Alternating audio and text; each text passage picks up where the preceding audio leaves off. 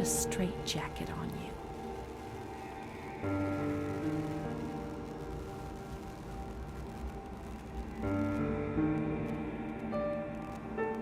They gave you a cold shower.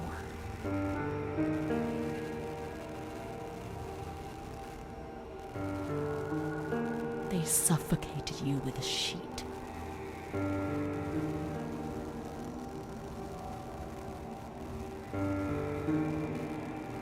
They tied you to the bed. They tied me to the bed.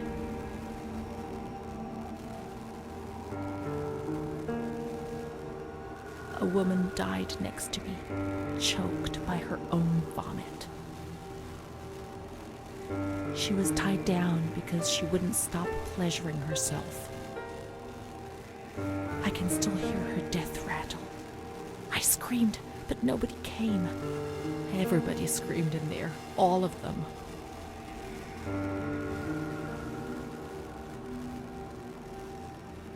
It was then I saw the doll, which wasn't Charlotte. No, she wasn't Charlotte.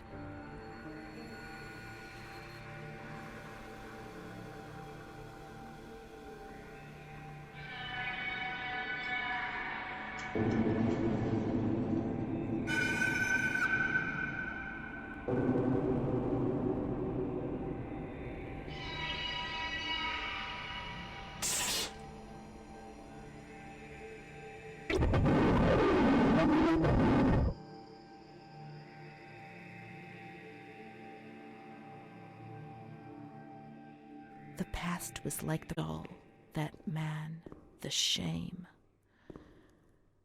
Renee was increasingly divorced from reality. How will I ever find out what really happened? How will I ever find Amara again if I can't even find myself?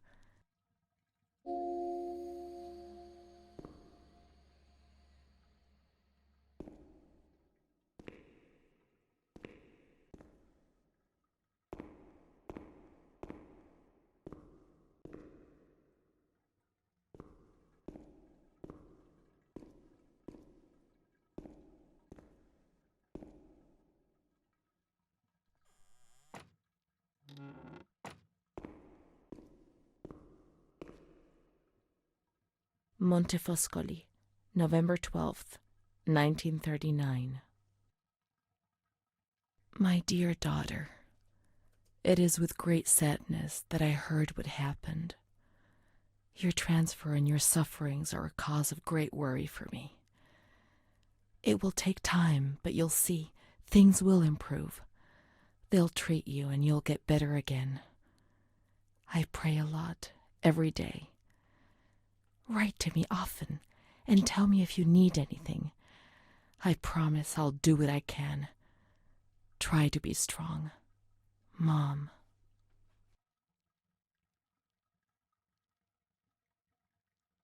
This is the last letter she wrote to me. Once I was put into this ward, I was overwhelmed by loneliness. After that medical examination, I received no more letters from Mom. Why is that man here? Why doesn't she come to see me? Did I make a mistake? It didn't seem like she wanted to abandon me. What did I do wrong? I'd like to be able to reply to her again now, to change things.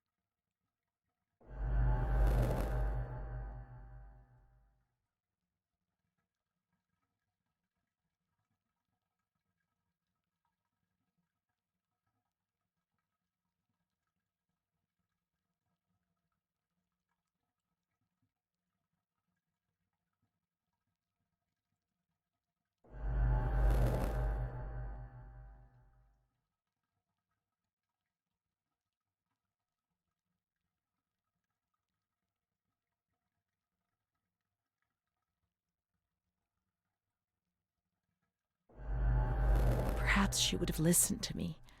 Will she reply?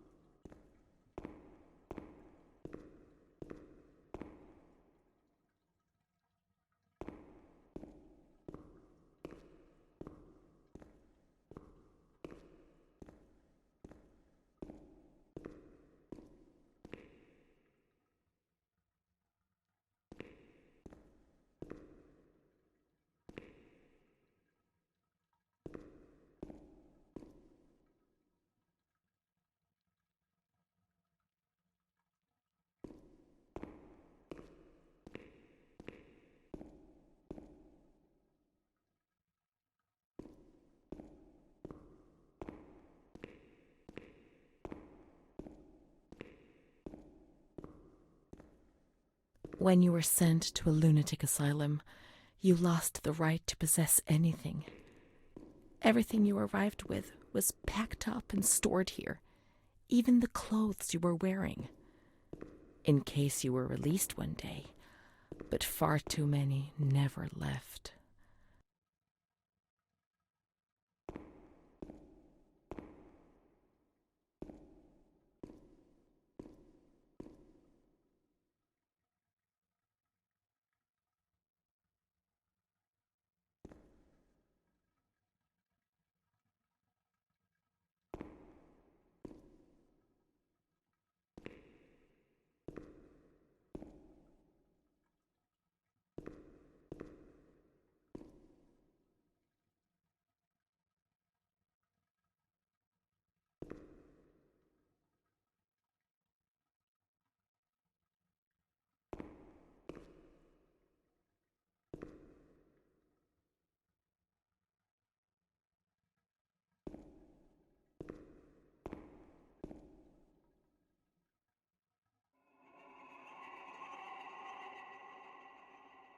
Dear Mother, please, I beg you, get me out of this place.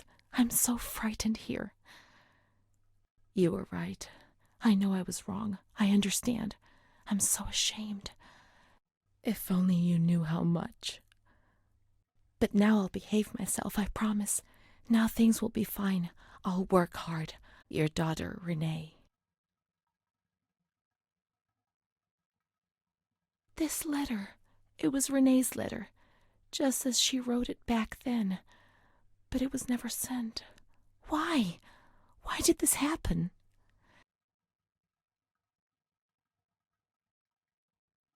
I received your letter, Mom. You tell me to be patient and strong, while I only feel fear and pain. And you don't write to me anymore. If only these words could be my soul, I'd tell you what was happening to me.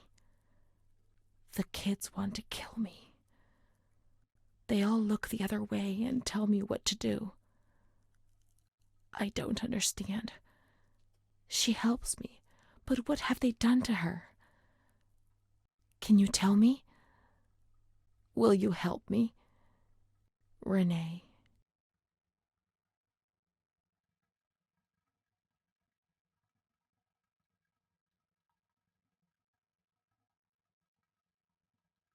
Montefoscoli, July 7th, 1940. My dear daughter, I have received no news from you. You have not contacted me in months. I'm sorry, but I don't have the money to come and visit you. Do you remember Mr. Onofrio? He'll soon be in Volterra for business. I've asked him if he would be kind enough to ask the director for some news about you. I hope he'll bring me some good news when he returns. But please write to me. I know that I was strict with you. You have to forgive me. I didn't think. I've given Mr. Onofrio a new doll for you. You told me that you lost yours, and I know you loved it so much. It's not as nice as your Charlotte, but I hope that it will comfort you nonetheless. Keep your chin up, darling. Everything will be fine, you'll see. Mom.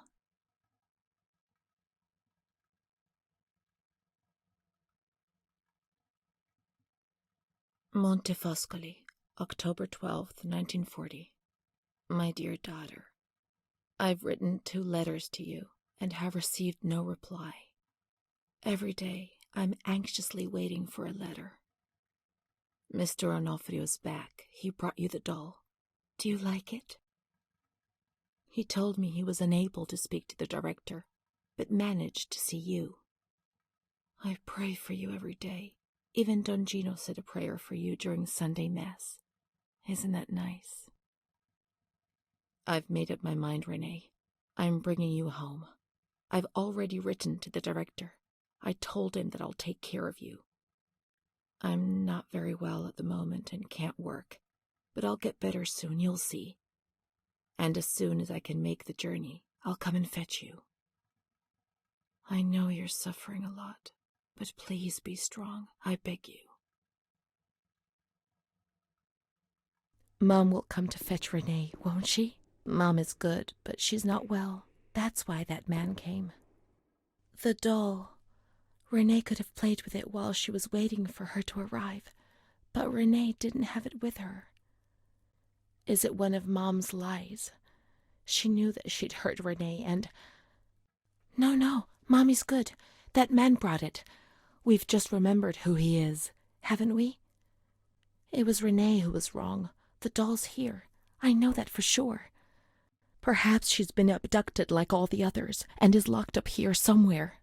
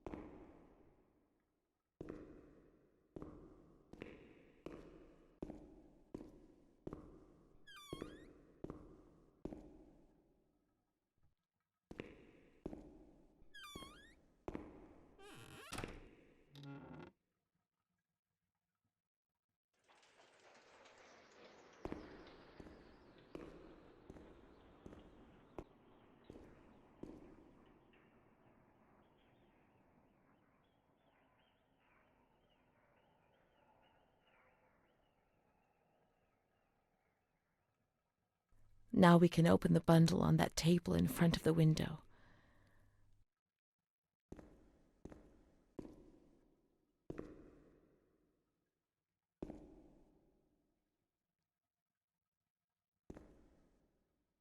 You see? Mom was good. I was bad. Mom was worried about Renee and Charlotte. I abandoned Charlotte. We've abandoned her.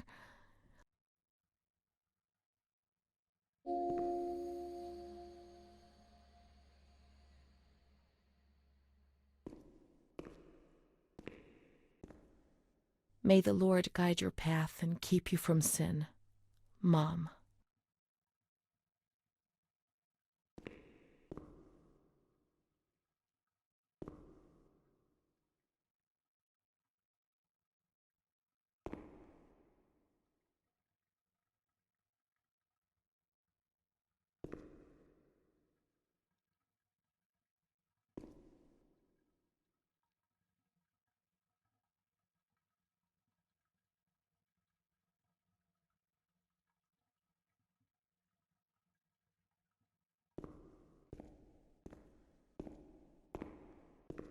Let's look for Charlotte.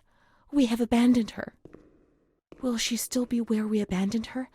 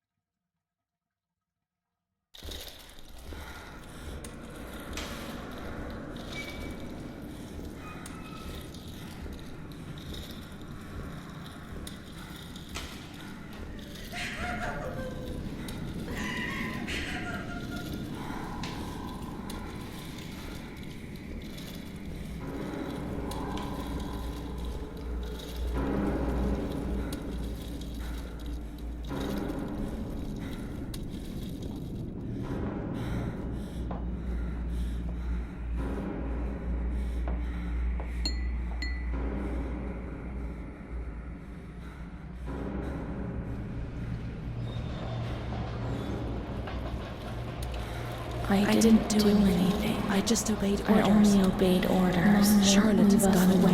Mom will come and get us. She loves us, even though we're bad. Orders. Leave us alone. I didn't do anything. I only obeyed orders. Mom will come and get us now. I didn't do anything. I only obeyed orders. Even though we're bad. Mom won't leave us alone. I didn't do anything. Charlotte gone away. I only obeyed orders. Mom will come and get us now. She loves us, even though we're bad. I didn't do anything.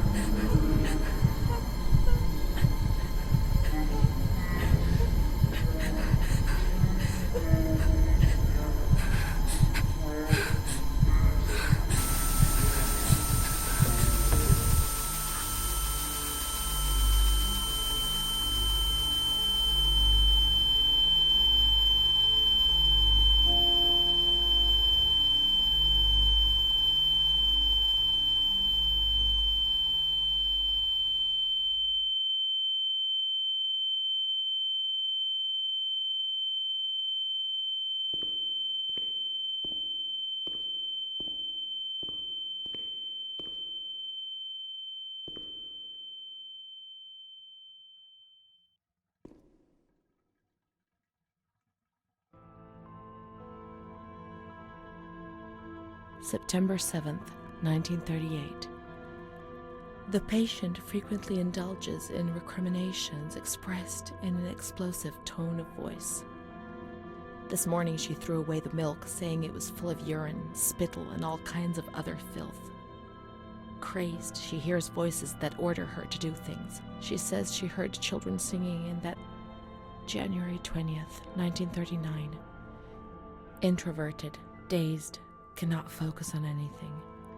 When questioned and stimulated, she starts crying and weeping. At other times, she laughs. June 1st, apathetic, eats very little. She refuses to be touched. Does not respond. Spends her time in the grounds. The cooks report that she sits on a bench in front of the kitchens. October 14th. Return of impulsive behavior. This morning she asked for 2 eggs to make tzabayoni, but when she got them, she threw them up in the air. Excited, clamorous, slightly confused, takes her clothes off. December 8th. Tied to bed for 15 days. High-spirited, tends to make witty comments and use vulgar words, laughs hysterically and pleasures herself. The nurses report that about 2 weeks ago she remained in the showers on her own and didn't want to leave. They said that when they took her away, she swore at them and then lashed out and bit them. 2 nurses had to be treated for their injuries. They've kept her tied to the bed since then. Transferred to the slightly agitated ward, from the care of Dr. B to the care of Dr. C. I was with Amara in the showers. My memories are terrifying. They're not real, are they?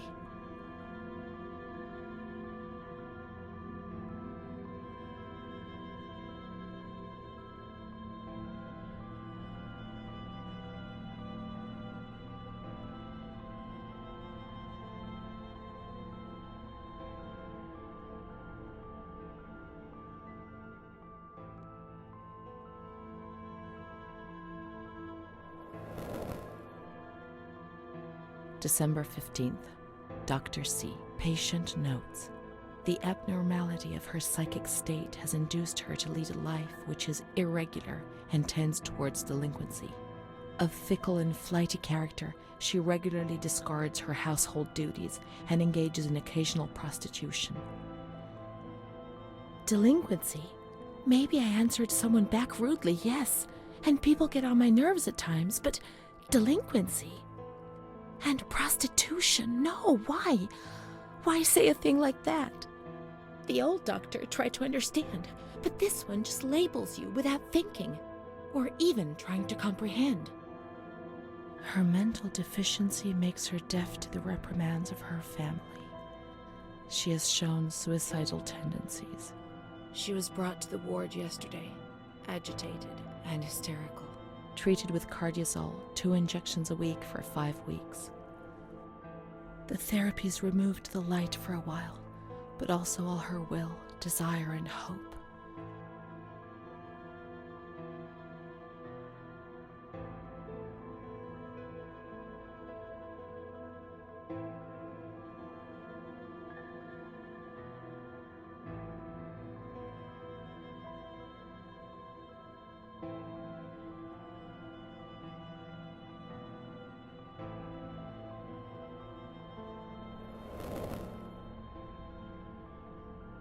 June 2nd. Period of calm and improvement. The patient is very agitated today and vehemently refuses to submit to a gynecological examination. She swears and curses those helping her, flailing her arms and hitting them. According to reports by Dr. B, the patient has been subjected to periodic checkups since she had a spontaneous abortion about 2 years ago in her 3rd month of pregnancy. Conception occurred after she had sexual intercourse with a stranger who sneaked into the hospital grounds. Details are contained in the charges filed at police headquarters in Volterra, a copy of which is attached to these clinical notes. ES therapy. That's how the reality is concealed. It has all been planned very carefully.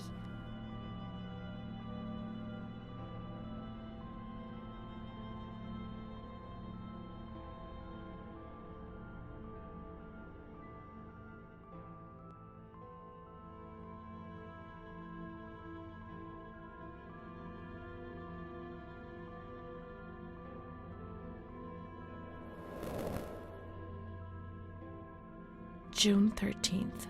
The nurses report that she descended into a state of great mental confusion after receiving her mother's letter.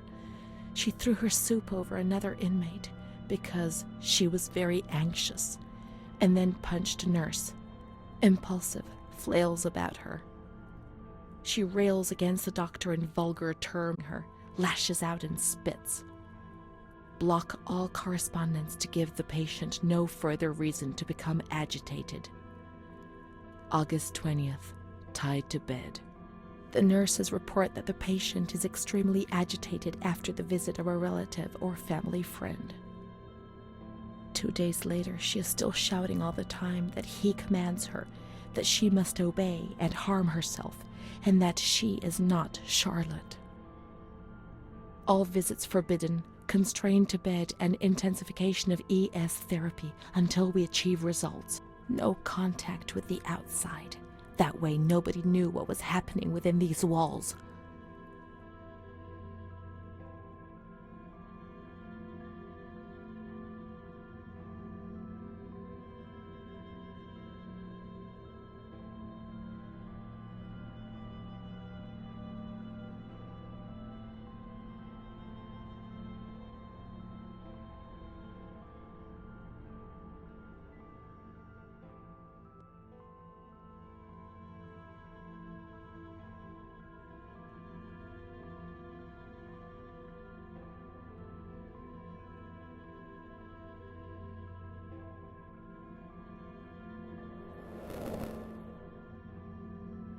March 3rd. Alert, correct attitude, replies when questioned. The nurses report that the patient is calm. She washes and looks after herself. She affirms the existence of a certain Amara. She says that Amara is a patient who disappeared when she was moved to this ward. No confirmation. Probably a regressive hallucination. Evaluate transfer. Did I imagine Amara? That's not possible. She was there. I know she was there. I feel it. She must have left some traces of her presence.